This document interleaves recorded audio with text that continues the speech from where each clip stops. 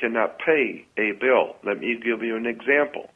Suppose you're a painting contractor and I hire you to paint my room, to paint my office, and you give me an estimate of $100. I agree to that. This is the way it's done in commerce. And I agree to your charge. When you are through with the job, you give me a bill. When I'm through shopping, you get a bill. No matter how you're doing business, you always get a bill. So you give me a bill for painting my office. You give me a bill for $100. I reach in my pocket, pull out my wallet, and I hand you a $100 bill. Now you feel that you've been paid because I gave you $100. I give you a $100 bill. Right. No, I gave you a $100 bill. B-I-L-L. I gave you a bill for $100. It's called a $100 bill. Now, if you had given me a bill for $20, I'd give you a $20 bill. Mm-hmm. The reason why is because I have paid you. I have discharged a debt. In other words, I've given you a bill. You give me a bill for $100, I'll give you a bill for $100. Now we're even. You owe me $100, and I owe you $100, so we're even. So I, in fact, paid you nothing. I gave you a bill back so that you owe me. And anyone who's taken accounting 101 or even accounting 201 in college, the cognitive dissonance that they experience trying to wrap their minds around double entry accounting are due to exactly this. That's exactly right. It's a matter of discharging debt. America, our currency is not money. It hasn't been since we abrogated the gold standard and later the silver standard. Right. Since the Federal Reserve Act of 1913, our currency are instruments of debt. When you hold a dollar bill, a 5, a 10, 100 in your hand, that is an instrument of debt. It is an IOU. It is not currency. IOU. Yes, it has no tangible value. Now, when a ship pulls into a harbor, like I said, it pulls in and it parks at the dock, and where it parks is called its berth. So we call her berthing a ship. She pulls in and she parks in her berth, and she's parked at the dock. Now, every single article that ship is delivering, she is delivering a product. Well, every single product, every car coming off, like $800 million worth of Toyotas, every single car has to have its own certificate of manifest. Yes. Because yesterday the ship wasn't here, but this morning we got a ship full of $800 million worth of Toyotas or cars or TVs or whatever, and so they have manifested out of nothing. So they have come in on water. So we're talking business, banking, money is changing hands. So when the ship pulls into harbor, it parks at its berth, and every single item has to have a certificate of manifest. It has to, on that certificate, we have to know how much does it weigh, what color was it, does it have 2 doors or 4 doors, does it have air conditioning or not. All the vital statistics of that particular item must be on that certificate of manifest. Right. Why? Because the ship is sitting in her berth. So therefore, she is delivering a product, and you have to know what is that product, how much does it weigh, what color is it, etc., and how much does it cost. And so when you were born, your mother delivered you, and therefore you have to have a birth certificate.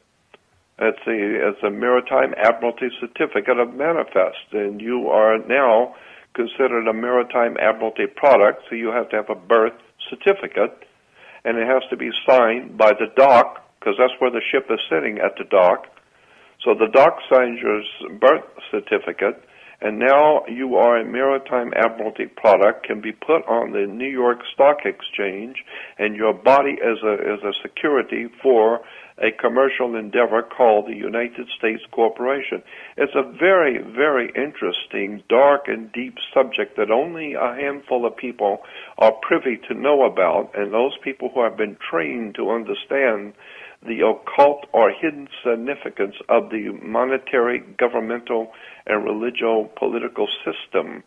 And that's why most Americans have never heard any of this. They have no idea in the world what you're talking about. Why? Because you don't know how the world works. That's quite right. But fortunately for the world, Mr. Maxwell, we have folks just like yourself who are waking people up each and every day, increasingly growing numbers, and in particular here in America. Ladies and gentlemen, it's 48 minutes after the hour on bbsradio.com. You're listening to The Crimson Pill and our distinguished guest, Mr. Jordan Maxwell. Mr. Maxwell, I can imagine that a lot of folks in our listening audience would be interested to learn how this maritime admiralty law came to turn the corner and make its presence so replete here in the States. And it's interesting because, as you mentioned originally, it's an extension. Its origination point is from Roman law, and that's quite an expansive time to cover. And I think that we might be able to do that in our conversation coming up. It's one topic I'd like to explore. And I'd also like to be sure we have a chance to talk a little bit more about some of these symbols and some of the meaning behind these symbols, the occult origination of these meanings that are around us every day. Originally, when we talked, Mr. Maxwell, we had talked about this first hour of the program, and if your schedule should permit, I know you're quite busy preparing for your upcoming lectures and working on your new projects. We do have time available if you could join us and stay with us into the second hour to explore a couple of these topics. Well, I'll stay for a half hour into the new program. Excellent. Very good. Very good. What I would like to do, if we could, is turn our topic again to some of the subject matter, the symbolism that's all around us. And again, with the Crimson Pill originating from the heart of the American Midwest, there's an organization, a youth organization, that's known as the Future Farmers of America, or National FFA, that can provide one example of some of the symbolism. Do you mind, Mr. Maxwell, if I make a quick quote from what they... Yeah, absolutely. At one point in the opening ceremonies, the advisor of the chapter is asking the vice president to describe why it is that the president of the organization or the chapter is stationed at the rising sun. And the passage is as follows. The rising sun is the token of a new era in agriculture. If we will but follow the leadership of our president, we shall be led out of this darkness of selfishness and into the glorious sunlight of brotherhood and cooperation. Now, with your long record of research and background, I'm sure you can immediately recognize that we have numerous occult symbols and meanings in that one area. That's absolutely in your face. It's an affront to your education. That quote is just it is pregnant with overwhelming symbolism to someone who has studied the occult world of symbols and words and terms. That's almost scary to me. I mean, yes, sir. It's so overwhelmingly in your face. How about if we digest it a little bit? Could we start with just the simple term, the rising sun? Can you tell us a bit about the history, significance, and implications of that symbol alone? Well, as I said, the three cornerstones of power in the Western world. In the world of the West, there are three basic concepts and cornerstones of power. One is religion, the other is banking, and the other is government. Our government is based on the Roman system. Our banking is based on the Jewish system. And our philosophies are, of course, coming from Greece. And our religions are an ancient system going all the way back to the Proto-Sumerians. Sumeria, Phoenicia, Cana, Babylonia, Akkadia, and then Egyptian, Hindu, and finally coming into the Grecian times, and then from Greece into Rome, from Rome into Europe, from Europe into America. So if you trace back and go back and take a few years to study the origins of the world of religions that we have today in the world, and how they have worked together hand in hand with the banking and governmental systems of the Western world, it's an extraordinary story that will just absolutely blow your mind when you finally see it. So many times people will look at things all their life and never realize what that thing was until one day they quietly happen by chance to be sitting quietly and looking at that same symbol they've seen all their life, and it finally dawns on them what it meant. Well, our whole system of government and banking and laws are all based on the ancient religious context and ancient religious systems coming out of the ancient world. As I said, the ancient Hindu, the ancient Babylonian, Sumerian, the ancient Egyptians. And once you understand that our religious systems and our governmental systems in America and in Europe have come from the ancient world, and then then you begin to see that the more we change, the more we stay the same.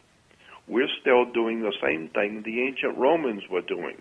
We still believe the same concepts that the ancient Babylonians and Sumerians and the Phoenician Canaanites and Egyptians believed. That's the same thing we believe today. It's our religions today. But it's been given to us in a different form, with different words in our language, so we don't make the connection. But once you begin to see the connection, you will see that the more we change on this earth, the more we stay the same. Americans today are still, even our very government is a Roman government. Our government is based on ancient Rome. If you go back into history, you will see that Caesar, when the Caesars ruled Rome as dictators, as emperors and dictators, I've been through all of Europe, and I've been to these places, and the history books will tell you that Caesar ruled Rome from something called Capitoline Hill. It was referred to where Caesar's seat of power, where Caesar actually ruled Rome from, was called Capitol Hill. And it was understood that in the morning when Caesar would officiate over the Roman Senate, he had to, quote, go up on the hill, end quote, go up on the Capitoline Hill. And so it was said in the ancient Roman Empire that Caesar went up on the hill. Why? So that he could officiate over the Roman Senate on Capitol Hill. Well, we still have Capitol Hill. We still have the Senate. We still have Roman laws, which have been translated into our English, but they're all based on ancient Roman laws, and Roman laws are based on the old ancient Phoenician Canaanite laws and our banking system. I mean, once you understand how all of this works, it will absolutely shock you. A classic example, why do you have to go to court? Well, we're always worried about having to go to court. You play basketball on a court. So, Mr. Maxwell, I apologize to interrupt, but we're coming to the top of the hour, and I'd like to pick up just where you have left off there when we return. For our listening audience, we need to let you know, here on our inaugural voyage of the Crimson Pill, we have begun our broadcast on bbsradio.com, station number 1. We will now be switching to station number 2 for hour number 2.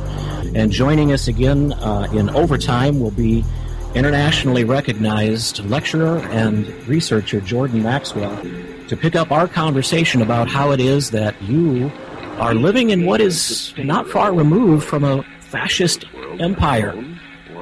How could we have shifted from the United States Republic to the U.S. Empire in much the same way that the Roman Republic fell? Folks, make sure you come back. Join us on BBS station number 2 at the top of the hour. We're going to switch to some music here with a brief interlude, and we'll be back in just a few minutes on station number 2.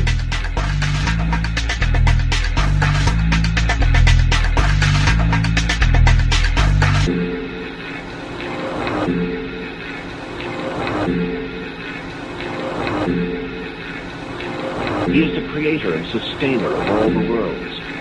Of all the worlds. Worlds.